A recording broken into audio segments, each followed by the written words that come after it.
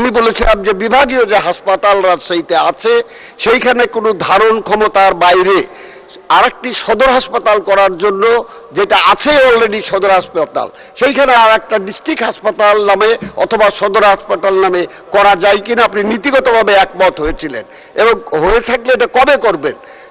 দ্বিতীয় প্রশ্নটা হলো, ধন্যবাদ, একটি প্রশ্ন। ধন্যবাদ মাননীয় মন্ত্রী। ধন্যবাদ মাননীয় স্পিকার। মাননীয় সংসদ সদস্য যে জিনিসটা বললেন, আমি রাজশাহীতে গিয়েছিলাম এবং উনি আমাকে সেই হাসপাতালটি দেখিয়েছিল যে একটা সুন্দর একটা হাসপাতাল আছে, শুধু বিল্ডিং, কিন্তু এখানে জনবল নাই।